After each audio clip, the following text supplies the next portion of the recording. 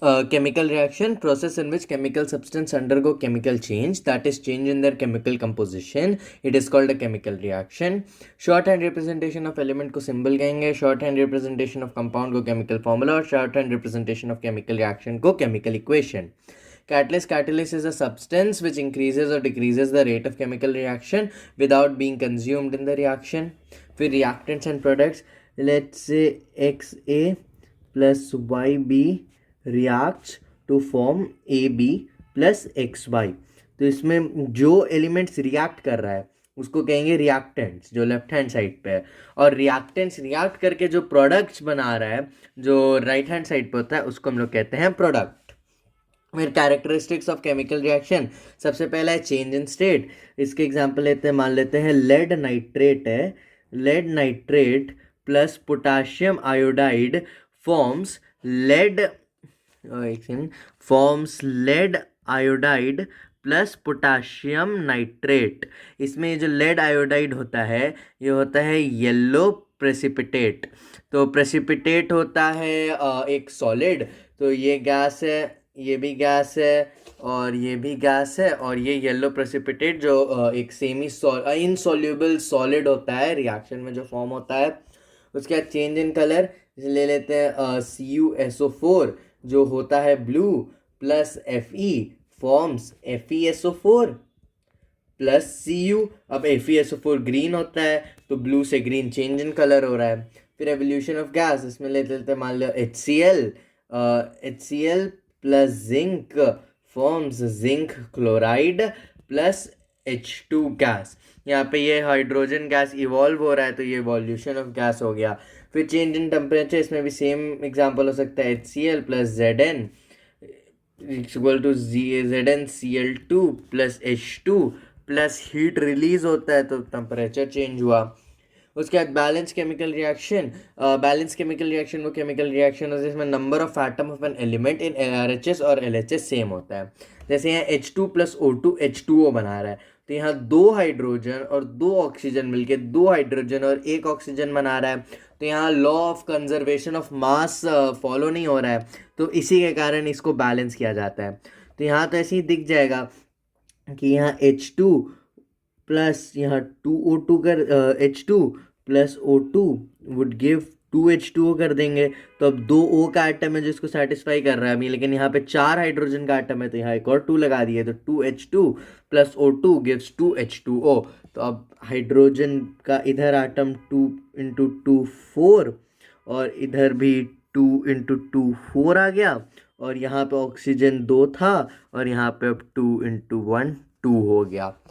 अब वैसे ही majority time अगर केमिकल रिएक्शन बैलेंस कर रहे हैं तो ऐसे ही दिख जाता है इधर 2 या इधर लगा के. बट अगर नहीं हो तो एक और तरीका है, इसको A B C और D लिख देंगे. उसके बाद अब A के मतलब A in times of potassium का atom 2 times C of potassium atom के बराबर होना चाहिए अगर बैलेंस होगा. तो यहाँ से हम लोग इस टाइप से रिलेशन लिख देंगे A is equals to 2C. अब उसके बाद फिर हो जाएगा B 2H है यानी कि 2B is equals to D हो जाएगा, और A इज इक्वल 3 होगा, फिर A is equals to D हो जाएगा और B is equals to C हो जाएगा. अब यहाँ से A को 1 मान लेंगे तो A 1 है तो A यही आ जाएगा, B हो जाएगा हाफ, C भी आ जाएगा हाफ और D आ जाएगा 1. तो अब लिख देंगे ऐसे KNO3 plus half H2CO3 gives half K2CO3 plus HNO3. अब इसको हम लोग कर देंगे इन 2 से मल्टीप्लाई ताकि ये फ्रैक्शन में नहीं रहे, तो आ जाएगा 2KNO3 plus HCO3 which gives K2CO3 plus 2HNO3. तो अब से बैलेंस हो गया, ये भी एक तरीका है. फिर एक्सोथर्मिक रिएक्शन. एक्सोथर्मिक रिएक्शन ऐसा रिएक्शन है जिसमें एनर्जी रिलीज हो, जैसे burning of natural gas CH4 plus O2 CO2 plus H2O plus heat release होता है. फिर ऑल कॉम्बिनेशन रिएक्शन भी एक्सोथर्मिक का ही एग्जाम्पल होगा. फिर endothermic energy in which energy जिसमें कंज्यूम हो वैसा रिएक्शन. तो FeSO4 डिकम्पोज होता है Fe2O3 plus SO2 plus SO3 में, तो इसमें हीट कंज्यूम होता है। वैसे एग्जांपल में ऑल डिकम्पोजिशन रिएक्शन एंडोथर्मिक ही होगा। फिर कॉम्बिनेशन रिएक्शन जिसमें जो रिएक्टेंट्स है वो मिलके एक प्रोडक्ट बनाता है, जैसे XY प्लस हीट होता है। तो अब ये हो सकता है जैसे H2 प्लस O2 H2O बनाएगा, SO2 प्लस O2 SO3 बनाया, CaO plus H2O CaOH whole twice बनाया। ये सब कॉम्बिनेशन रिएक्शन के एग्जाम्पल हो गया। फिर डिकम्पोजिशन रिएक्शन हो गया जब XY को हीट किया जाए तो वो X प्लस वाई में टूट जाए। जैसे इसका 3 टाइप होता है, थर्मल डिकम्पोजिशन, इलेक्ट्रोलिटिक और फोटोलिटिक। थर्मल में डिकम्पोज होता है ड्यू टू थर्मल एनर्जी, जैसे FeSO4 तो Fe2O3 plus SO2 plus SO3 में टूट जाएगा। इलेक्ट्रोलिटिक जिसमें इलेक्ट्रिसिटी के कारण हो तो वह H2 प्लस O2 में टूटता है। फोटोलिटिक जिसमें लाइट एनर्जी के कारण डिकम्पोज हो, तो जैसे AgCl सनलाइट में Ag प्लस Cl2 बन जाता है। अब FeSO4.7H2 का डिकम्पोजिशन, FeSO4.7H2O जो ओरिजिनली ग्रीन कलर का होता है, ये डिकम्पोज करता है on heating FeSO4 plus 7H2O पे। फिर FeSO4 on further heating decompose करता है Fe2O3 plus SO2 plus SO3 में।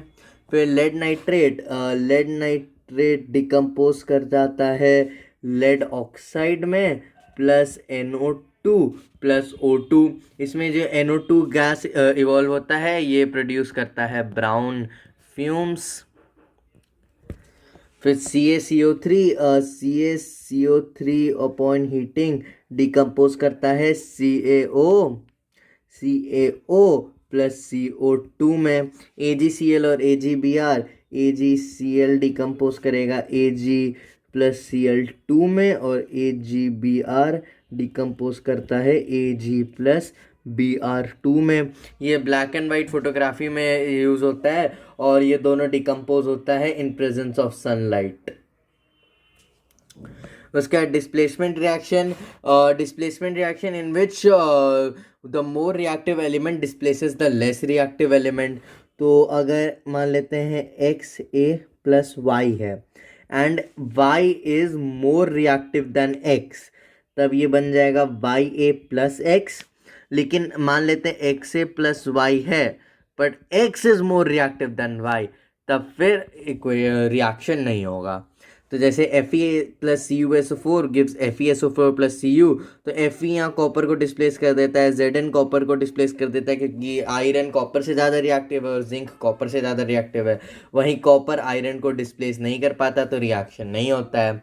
फिर ये है reactivity series, potassium, sodium, calcium, magnesium, aluminium, zinc, iron, lead, hydrogen, copper, mercury, silver और गोल्ड।